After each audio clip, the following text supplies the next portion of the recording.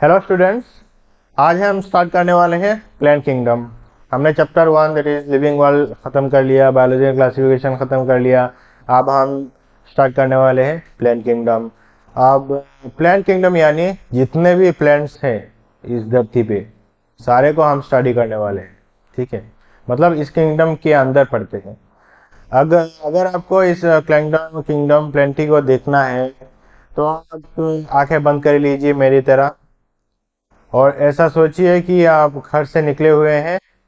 उसके बाद आपने वॉल पे कुछ ग्रीनिश टाइप की चीज़ें देखी, वो सारे क्या है, एल्गी। देन उसमें कुछ ब्रायोफाइट्स भी रहेंगे।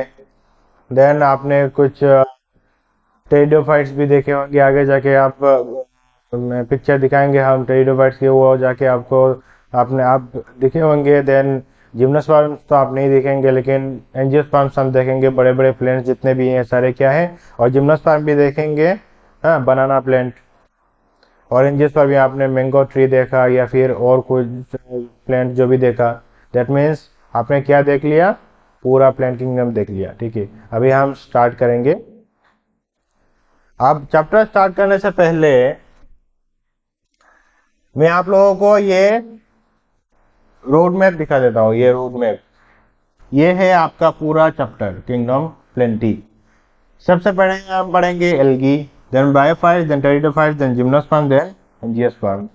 एल्गी में हम क्या क्या पढ़ेंगे, chlorophyceae, phaeophyceae, rhodophyceae. Then bryophytes में हम पढ़ेंगे लिवरवॉर्ट एंड मोजेस। देन पढ़ेंगे हम टेरिडोफाइट्स, जिम्नोस्पर्म एंड एंजियोस्पर्म। यह क्या करके हम स्टार्ट करते हैं। ये रोड मैप मैं आपको बीच बीच में दिखाते रहूँगा। ठीक है, तब जाके आप मतलब आप डायरेक्शन समझेंगे, मतलब हम किस तरफ जा रहे हैं। ठीक है, सबसे पहले चैप्टर स्टार्ट होने से पहले कुछ सिस्टम ऑफ क्लासिफिकेशन दिया हुआ है आपकी एनसीईआरटी बुक में, जो आपका पढ़ना है। और सारे सिस्टम ऑफ क्लासिफिकेशन रैंडमली दिया हुआ है, पूरा पैराग्राफ में फैले हुए।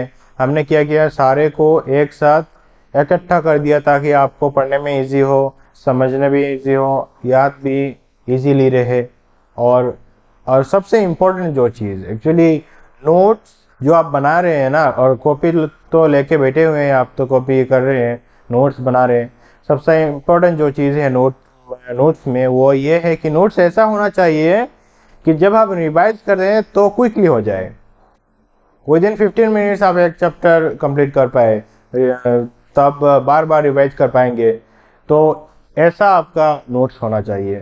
तो ये सब बातें हमने भी ऐसे ही किया, हमने भी नेट करेक्ट करके ही आया हूँ और आपको गाइड कर रहा हूँ, ताकि आप भी करेक्ट कर पाए। तो हमें पता है कैसे पढ़ना है, हमने भी ऐसे ही किया हुआ है। तो वो जस्ट आपको डिलीवर कर रहे हैं ताकि आपको भी हेल्प हो, आप भी कर पाए। ठीक है, बहुत दिनों से ये खुजली था, हमने स्टार्ट भी लेट किया। बहुत दिनों से खुजली हो रहा है कि हमने जो सब सीखा स्ट्रगल करके कि कैसे नीट क्रैक करना है, वो ताकि और स्टूडेंट को बता पाए, लेकिन अर्लियर स्टार्ट नहीं कर पाए। जो भी हो, अभी तो हमने स्टार्ट कर लिया, वो हमारा नसीब अच्छा है, और आप लोगों का नसीब अच्छा है कि आपको मिल रहा है हमारा गाइडेंस। ठीक है, तो हमने सारे को एक साथ इकट्ठा कर दिया। सबसे पहले क्या है, artificial system of classification, then natural system of classification, phylogenetic classification system, numerical taxonomy, cytotaxonomy and chemotaxonomy. ये सारे क्या है, अलग अलग सिस्टम ऑफ क्लासिफिकेशन है, जिनको यूज करके टेक्सोनॉमिस्ट प्लांट्स को क्लासिफाई करते हैं। ठीक है, सबसे पहले हम देखेंगे about artificial system of classification. और ये जो क्लासिफिकेशन है, आर्टिफिशियल सिस्टम ऑफ क्लासिफिकेशन, ये किसने बनाए थे, गिवन बाय लिनियस। किसने दिया, आर्टिफिशियल सिस्टम ऑफ क्लासिफिकेशन दिया लिनियस ने। आप भी ऐसे ही पहले तो ऐसे लिखेंगे सारे सिस्टम ऑफ क्लासिफिकेशन को कॉपी में, देन उसके बाद एक एक करके सारे सिस्टम ऑफ क्लासिफिकेशन में जितने भी पॉइंट्स है ऐसे ही लिखेंगे कॉपी में। ठीक है, तो given by linears,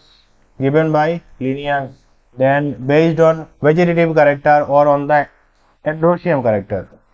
Based on what, vegetative character. Vegetative means उसका बॉडी स्ट्रक्चर कैसा है इसको देख के। एंड एंड्रोशियम स्ट्रक्चर, अब एंड्रोशियम क्या है? एंड्रोशियम है मेल रिप्रोडक्टिव स्ट्रक्चर। एंड्रोशियम क्या? Male reproductive structure. उसको देख के भी classify, based on this structure classify किया गया है, ठीक है। Based on vegetative character and androecium structure, ये आर्टिफिशियल सिस्टम ऑफ क्लासिफिकेशन है, ठीक है। देन नेक्स्ट क्या है? The separate closely related species since they are based on few characters.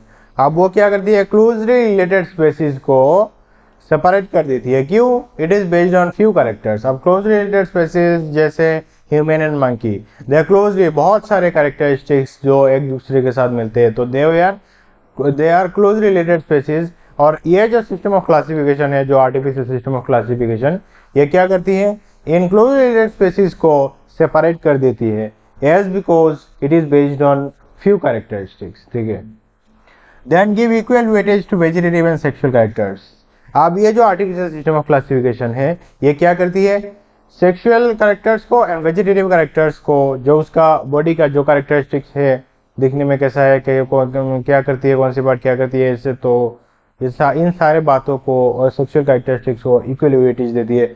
अब ये आपके लिए इम्पोर्टेंट कैसा है कि यहाँ पर ये जो लाइन पूरा याद रखना है आपको, क्योंकि आपको लाइन देख के बोल सकता है कि टू और राइट और रॉन्ग आप बताइए, तो आपको ये लाइन पूरा याद रखना है और आइडेंटिफाई करना है बाद में कि ये करेक्ट है या रॉन्ग है। Then it is not acceptable. अब ये जो आर्टिफिशियल सिस्टम ऑफ क्लासिफिकेशन है, ये एक्सेप्टेबल नहीं था, ये एक्सेप्टेबल नहीं है, ठीक है। It is not acceptable, it is not acceptable, not acceptable since we know that. अब क्यों एक्सेप्टेबल नहीं है? क्योंकि वो वेजिटेटिव कैरेक्टर्स के ऊपर बेस करके है, और हमें पता है कि एनवायरनमेंट के चेंज होने के साथ साथ वेजिटेटिव कैरेक्टर्स क्या होते हैं? चेंज होते रहते हैं, ठीक है, चेंज होते रहते हैं। The vegetative characters are more easily affected by environment. Vegetative characters are more easily affected by environment, ठीक है। फॉर एग्जाम्पल, अगर किसी एक चिड़िया की बीक की लेंथ इतना रहे, ठीक है, इतना रहे उसकी बीक की लेंथ ऐसे इतना, और अगर वहां पर क्या होता है कि उसका फीडिंग हैबिट ही चेंज हो जाती है, मतलब उसको बहुत लंबे कुछ चीज़ों में से, गहराइयों से अपना खाना निकालना पड़ती है, तब क्या होगा? धीरे धीरे ये बीक की लेंथ भी इंक्रीज हो जाएगी, ठीक है। तो आपको ये जो वेजिटेटिव कैरेक्टर लिया हुआ है आर्टिफिशियल सिस्टम ऑफ क्लासिफिकेशन में कि उसका बीक का लेंथ इतना होती है, तो वो तो काम नहीं आया। क्योंकि एनवायरनमेंट के साथ साथ उसका जो वेजिटेटिव कैरेक्टर है वो क्या हुआ? चेंज हो गया। देन हम पढ़ेंगे नेचुरल सिस्टम ऑफ क्लासिफिकेशन। अब आर्टिफिशियल सिस्टम ऑफ क्लासिफिकेशन किसने दिया? लिनियर्स ने। तो नेचुरल सिस्टम ऑफ क्लासिफिकेशन किसने दिया? दो लोगों ने। One is George Bentham and Joseph डिल्टन Hooker. दो लोग, जॉर्ज बेंथम, जोसेफ डिल्टन हुकर। ऐसे आपको अलग अलग करके लिखना है कॉपी में, ठीक है। तो आपको पूरा ये दो साइंटिस्ट का नाम अलग अलग ऐसे लिखेंगे ताकि याद रहेगी ज्यादा। Based on natural affinities among organisms. अब ये जो नेचुरल सिस्टम ऑफ क्लासिफिकेशन है, ये किस चीज के ऊपर बेस्ड है? Based on natural affinities among organisms. एक ऑर्गेनिज्म दूसरे ऑर्गेनिज्म के साथ क्या रिलेशन है, क्या एफिनिटी है, उनके ऊपर बेस करके ये सिस्टम ऑफ क्लासिफिकेशन है। Consider not only external feature but also internal features. अब आर्टिफिशियल सिस्टम ऑफ क्लासिफिकेशन में क्या होता था कि only vegetative characters, that means बाहर के मॉर्फोलॉजिकल कैरेक्टरिस्टिक्स या फिर एक्सटर्नल कैरेक्टरिस्टिक्स को देखा जाता था। लेकिन नेचुरल सिस्टम ऑफ क्लासिफिकेशन में क्या है? Not only the external features but also internal features are also considered. अब इंटरनल फीचर्स क्या क्या है? Internal features are like ultrastructure, then anatomy, then embryology, then phytochemistry, ultrastructure, anatomy, embryology and phytochemistry, इन सारे बातों को मतलब कंसिडर किया गया in natural system of classification में।